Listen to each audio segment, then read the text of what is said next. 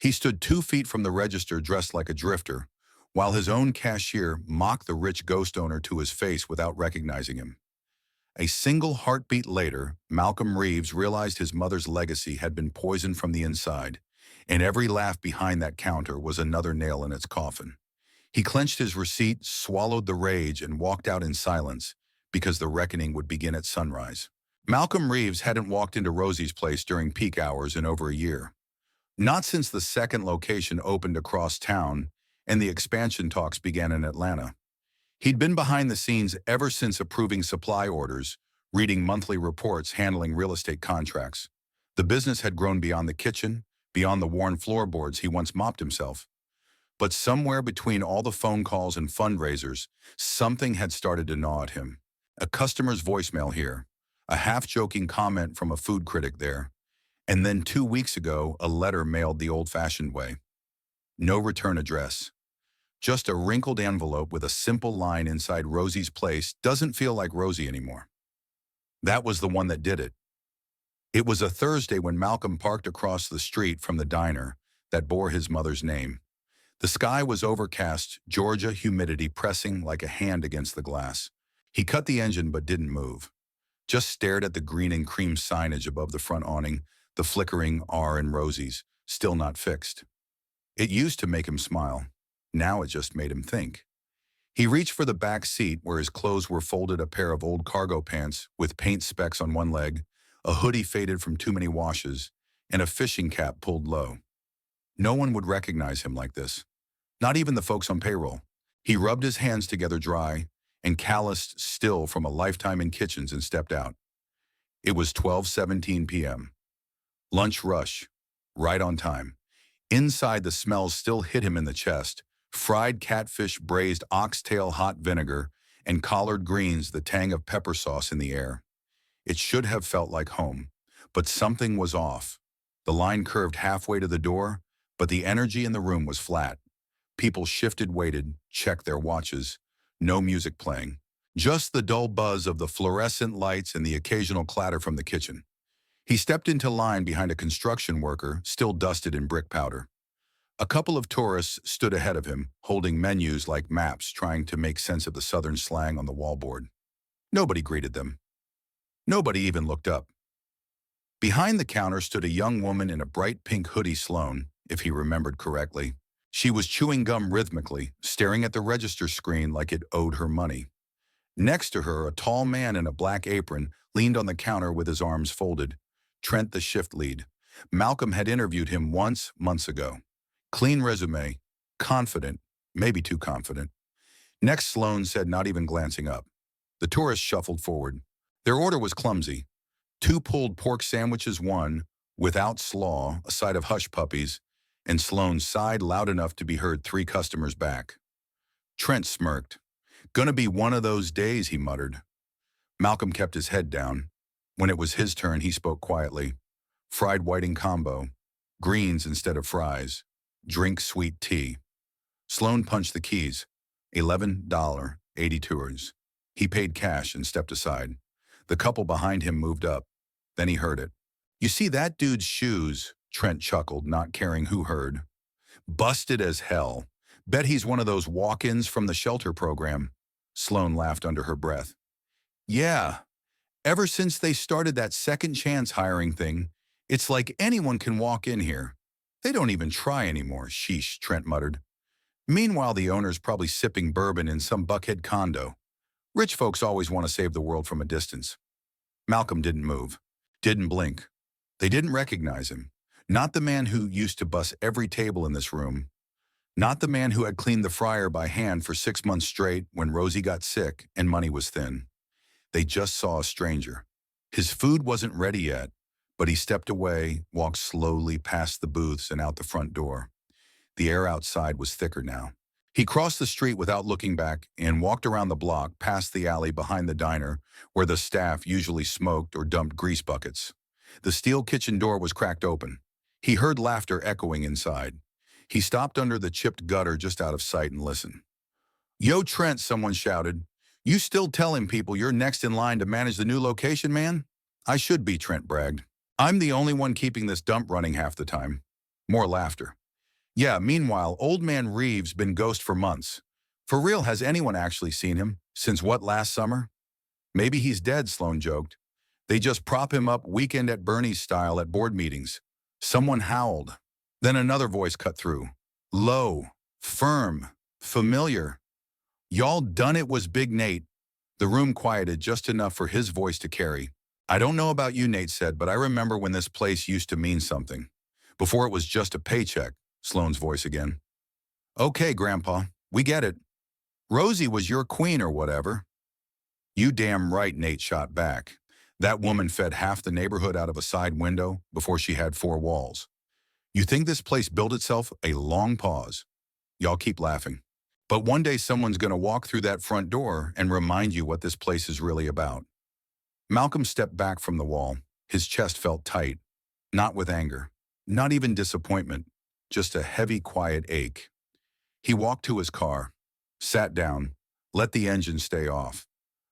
For 10 long minutes, he stared at the glowing Rosie sign across the street, one flickering letter barely holding on. The problem wasn't just the jokes or the laziness. It was the absence of pride. He thought of his mother's hands worn cracked, always warm, folding collard greens, and handing out cornbread to strangers with a smile that said, "You still matter." He thought of the day he first opened Rosie's place. August 12th, 2008, 96 degrees. No AC yet. He cooked every dish himself that day. He remembered every face. Now he barely recognized the place. He reached for his phone and typed one message into the group chat labeled Team Rosie Staff Meeting, 8 a.m. sharp. Attendance mandatory, no exceptions. Then he put the phone away, leaned his head back against the seat, and whispered to himself, "Tomorrow we start fixing this." Because Rosie's name still glowed over that door. And that meant it wasn't too late, not yet. But it was close. Very close. The dining room of Rosie's place had never felt so quiet.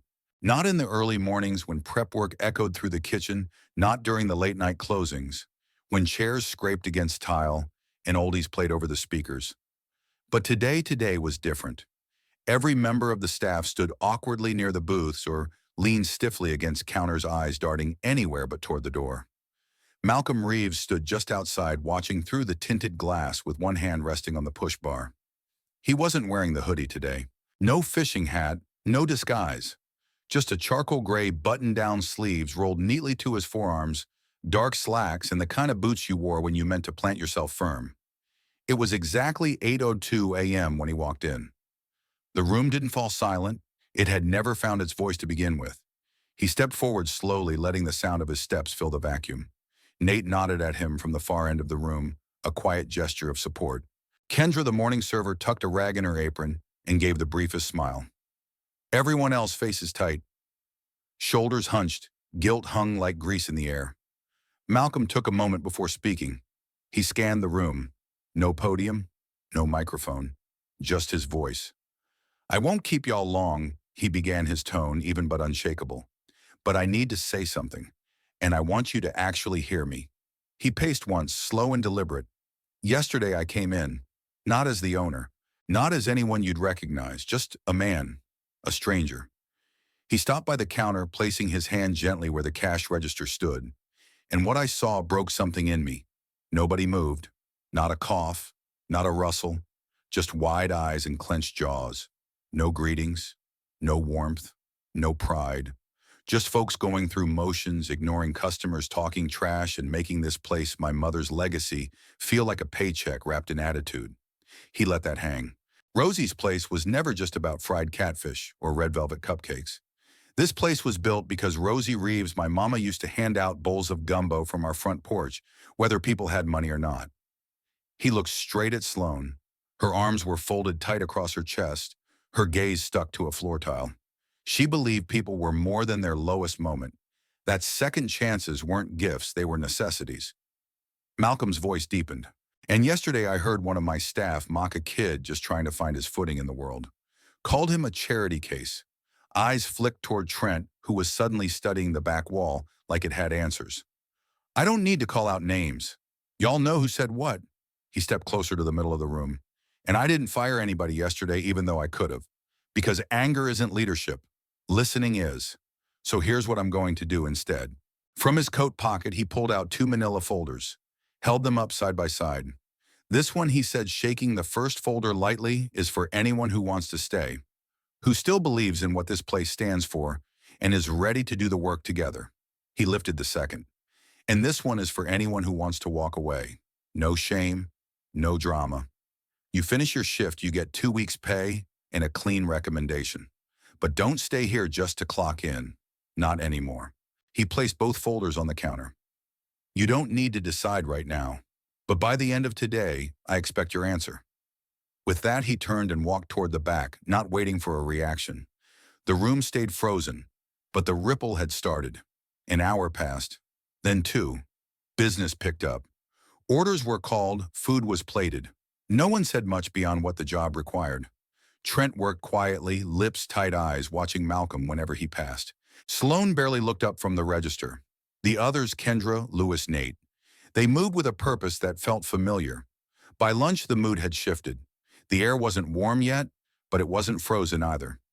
At 2:15 p.m., Malcolm called Sloan and Trent into the hallway behind the kitchen.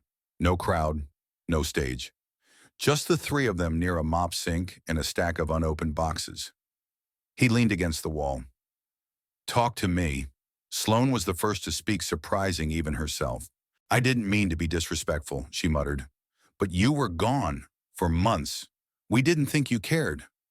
Malcolm nodded slowly. And that's fair. I stepped back when I shouldn't have. But tell me this.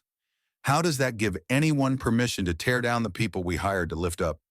She looked away. Trent finally spoke. I just saw it as a job. No one ever told me it was supposed to be something more. That's on me too, Malcolm said.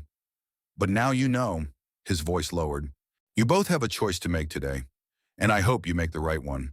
Not for me, but for the people walking through that front door. He didn't scold them further. He didn't have to. The truth sat heavy enough. They returned to the floor in silence. The hours ticked by. Plates were served, tables cleared. Somewhere around 4:40 p.m., Kendra signed the stay form without fanfare. This place raised me, she told Malcolm softly. Time I helped raise it back.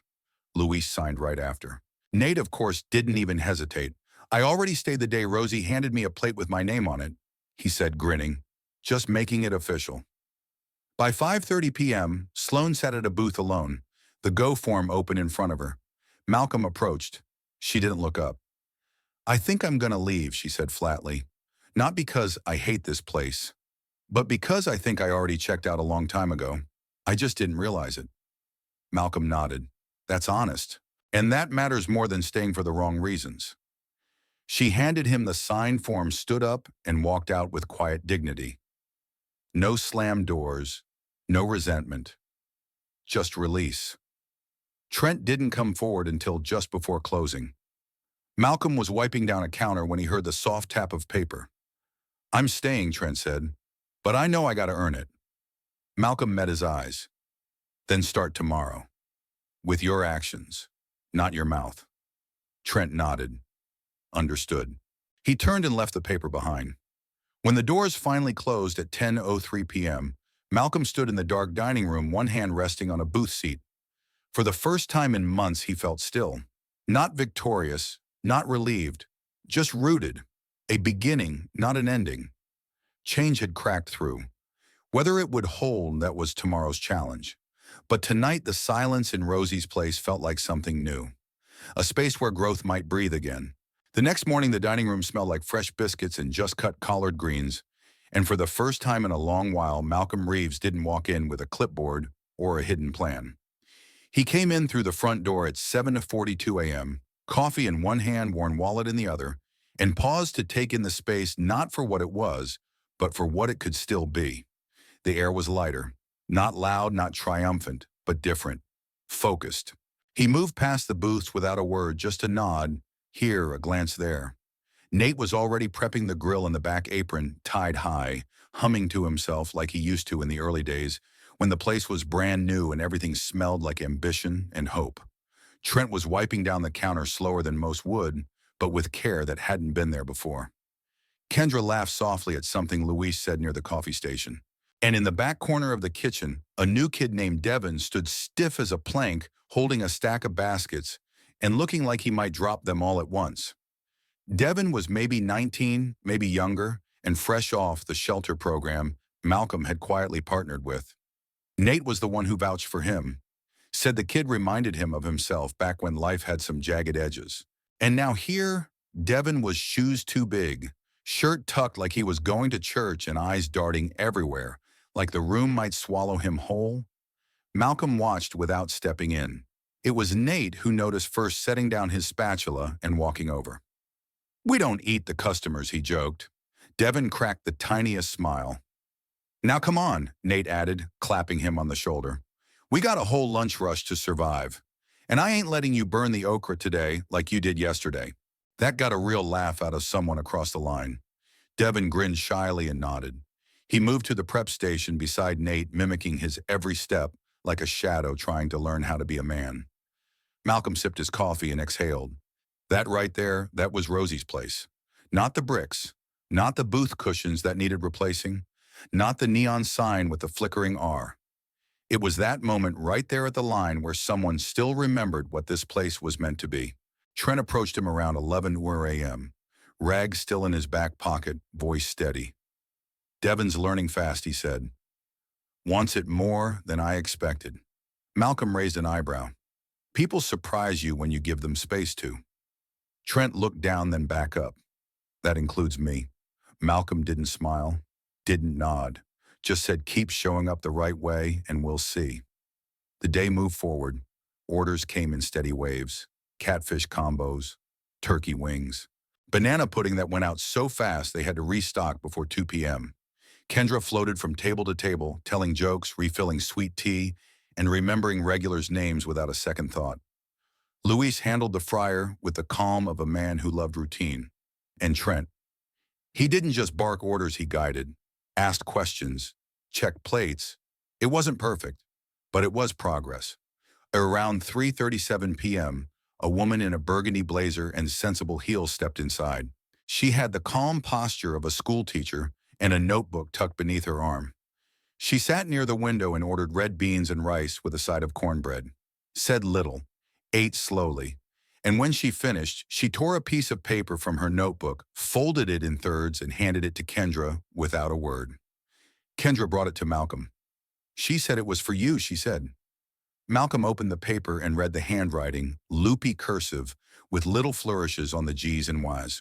It said, "I've been coming here since your mama wore that big blue apron and hummed church songs by the stove. I thought we lost her spirit, but today I felt it again. Rosie would be proud. This place feels like love again." He folded the note carefully, slowly, and slid it into his wallet, placing it behind the driver's license and old punch card from a barbecue shack that had closed 10 years ago. The kind of thing you keep, not because it's worth anything, but because it reminds you of who you were before the world got too loud. Around 5:10 p.m., Devin was sent out to bus his first table alone. He moved like he was trying not to make noise, but a fork slipped from the plate and clattered against the floor. He froze. A woman at the table turned, smiled, and said, "Don't worry, sugar." "First day," he nodded. "You're doing just fine," she said kindly. "Just keep going."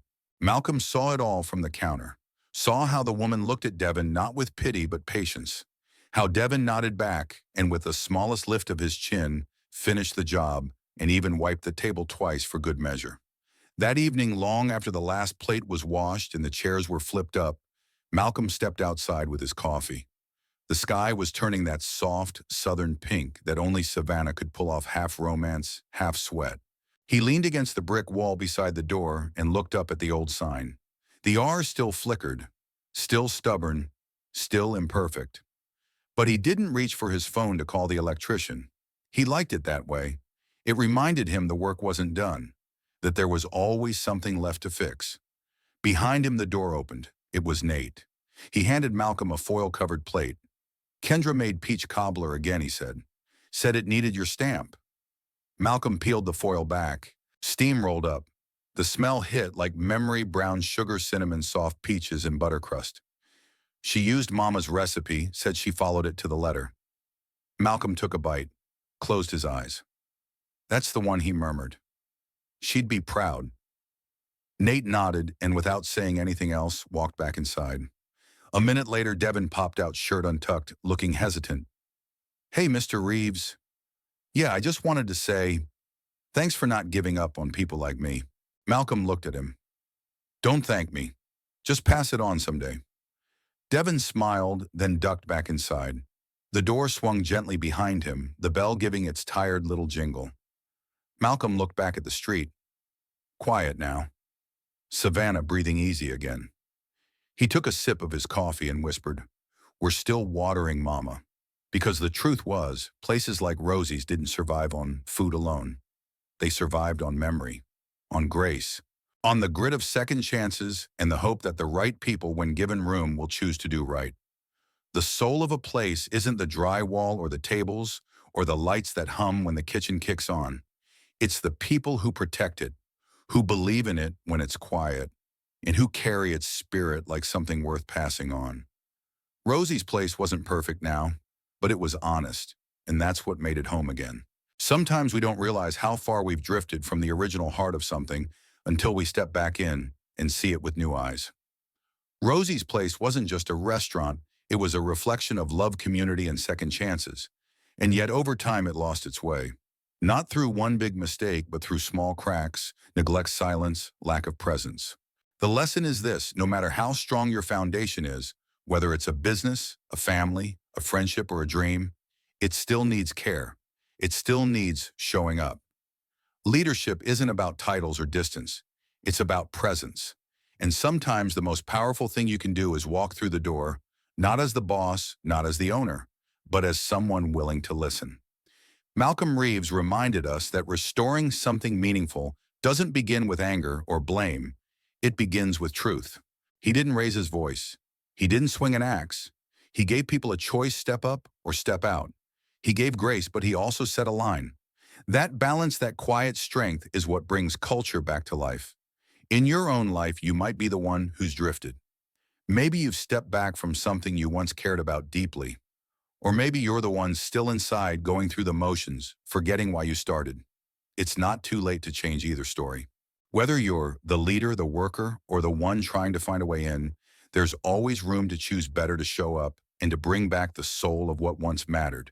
And if you're someone like Devin, unsure, uncertain, trying to prove you belong, remember this: you do belong.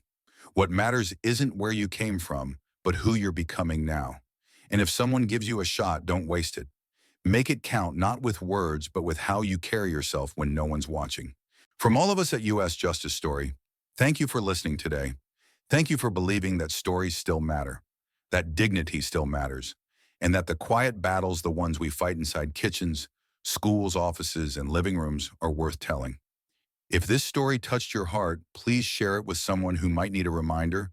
It's not too late to come back, to fix what's broken, and to water what still has life left in it. We'll see you next time.